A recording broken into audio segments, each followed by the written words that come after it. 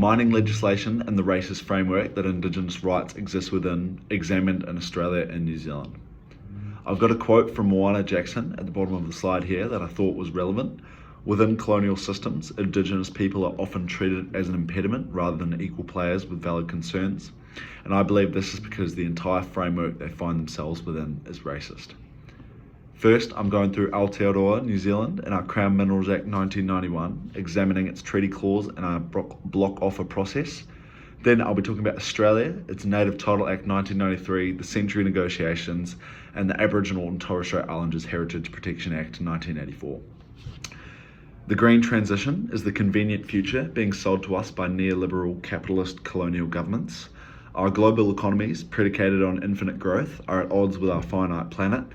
The green transition promises us that we can just keep doing business as usual. We just need to swap our gas cars for electric ones and our coal plants for solar panels. Methods to get these materials are often put on a fast track as countries scramble to meet their targets. This is a problem for Indigenous peoples in places like Aotearoa and Australia. Designated critical minerals for this transition are often located in Indigenous territories. It is tough times like these when states show their teeth. States demonstrate they view Indigenous rights and concerns as lesser than theirs. Section 4 of the Crown Minerals Act 1991 outlines its treaty clause. Since this is a New Zealand law cohort, I'll spare you a history of the Treaty of Waitangi, or what a Treatable Principles Clause is. But the important principle for the discussion here is active partnership. It is the idea that Māori and the Crown are equal partners under the treaty and should act in good faith with one another. Courts have found that this cannot be satisfied by one-sided consultation alone, and the decision maker must engage in an open-minded discussion. The Crown Minerals Act Treaty Principles Clause in Section 4 was a very weak one. It says the Minister shall have regard to principles of the Treaty of Waitangi, which the Waitangi Tribunal has noted is very weak. Stronger treaty principles sections exist, like in the Conservation Act 1987. Decision makers must give effect to the principles there, barring a decision maker from acting inconsistently with them. The Crown Minerals Act has guidelines on how to interpret the treaty clause in the minerals programs. It construes Crown behaviour very narrowly, especially regarding consultation. Māori perspectives on treaty principles and Crown-Māori relations are absent from the programs. The block offer process is how the New Zealand government offers up large areas of land for mineral exploration under the Crown Minerals Act. Their purpose since 2012 has to make exploration efficient and is prejudicial to Māori interests. The process of applying for exploration is separate to then being able to mine if something is discovered in regards to the social and environmental impacts of the activity. This treats questions of ownership and jurisdiction separately from the relational, environmental and social impacts which are at the core of Māori law. The process requires consultation with Māori, but research shows that Māori views rarely influence the actual substantive outcome of mineral exploration decisions. They do not agree with the process or the mana it assigns them, but participate anyway as their alternative is losing the opportunity to influence the process at all. Māori feel like they're being forced to participate. The purpose of the Act entirely excludes Māori considerations by design. It conveniently ignores the complex set of relational, social and environmental questions that Te Ao Māori would pose and changes it purely into what money can this provide. The Treaty of Waitangi envisioned an equal relationship between the Crown and Māori. Māori aren't treated like a real partner. The Crown only enacts the relationship in legislation like the Conservation Act, where it does little to change much anyway. In most legislation, such as the Crown Minerals Act, the Minister can completely ignore Māori interests. The Crown leaves stronger Māori consultation out of important decision-making processes found in the CMA, leaving co-management and permits to the RMA and CA, where history has shown they are already largely inevitable. The CMA is prejudicial to Māori interests. The Crown has set the terms of the debate so that Māori will always lose. The Crown has proven that Māori need to move outside a colonial framework to achieve equitable outcomes. Research shows a clear correlation between sovereignty of Indigenous nations and their prosperity. Self-determination means having genuine decision-making power and responsibility about what happens in Indigenous lands, affairs, governing systems, and self-development strategies. The CMA demonstrates a clear lack of ability for Māori to act in a self-deterministic way. Australia. Australian politics is federally structured. The principle of Crown ownership in Australia means the Australia's state government presupposes the rights to allocate exploration and mining titles and to require various fees and royalty payments.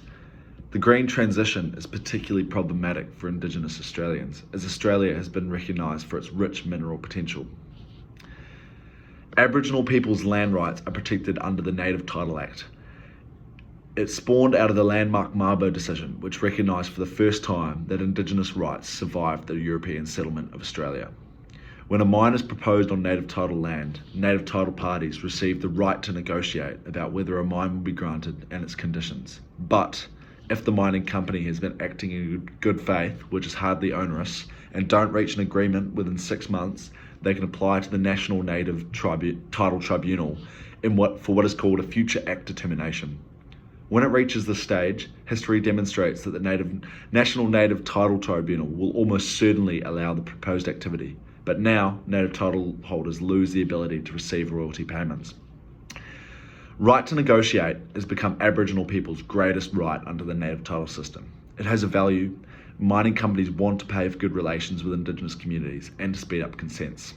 But this market is profoundly unfair. Access to native title land is undervalued, heritage land is threatened and commoditised, and Indigenous peoples have no ability to engage in a self-deterministic fashion.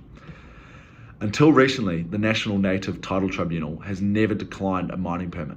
The legislation designed to protect Aboriginal communities gives only one real option when confronted with a proposed mine: shut up and receive compensation.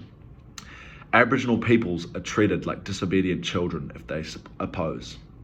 This quote I have here on the slide is really harrowing.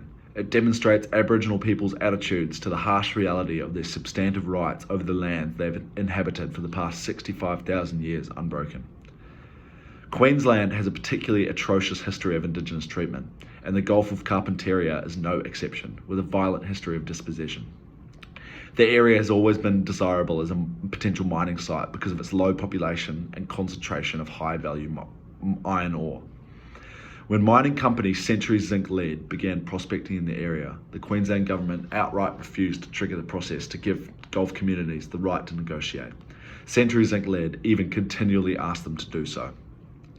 Local Aboriginal communities were very clear in their opposition, but the Queensland government were adamant not to set a precedent in favour of Aboriginal interests.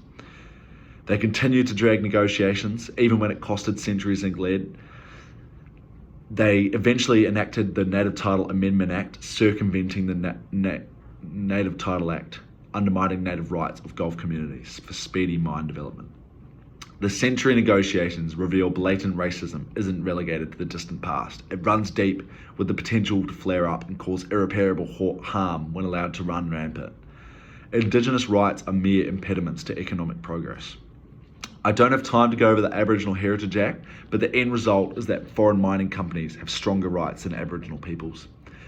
The Aboriginal and Torres Strait Islander Heritage Protection Act seems like another good avenue for Aboriginal peoples to enforce their wishes. It gives ministers powers to protect or reserve an area that Aboriginal peoples have applied for in respect to their natal title. Wiradjuri elder Nairi Reynolds was successful in protecting the valley of Bellabula. Regis Resources were ordered to find a new dam site on the grounds that it would cause irreparable harm to the culture attached to the river. Wanneroo man Scott Franks does not view the decision as charitable as it appears on the surface. The Labour government lost the Voice to Parliament referendum in 2023, and Franks believes they used this decision to clean their image, winning over potential Green voters. He points to the Scarborough Natural Gas Project in Western Australia. This project threatens rock art listed as a UNESCO World Heritage Site, 10 times older than the pyramids of Egypt. He demonstrates that the site is much less likely to face a setback like Bellabula because the project is extremely politically important to the Labour government. I've just made a quick demonstration of all this legislation, as I personally found it rather convoluted, possibly by design, and that visualising it helped me better understand the inequities. How Māori and Aboriginal rights developed couldn't be any different, but the context they find them applied in is eerily similar. Whether it's the Treaty of Waitangi or the Native Title Act, both Māori and Aboriginal peoples find their concerns falling on deaf ears. Again, I've made a visualisation that hopefully clears things up. Both states have demonstrated their lack of commitment to giving Indigenous peoples a real seat at the table. The only way forward is for Indigenous peoples to reclaim the ability to determine their own rights.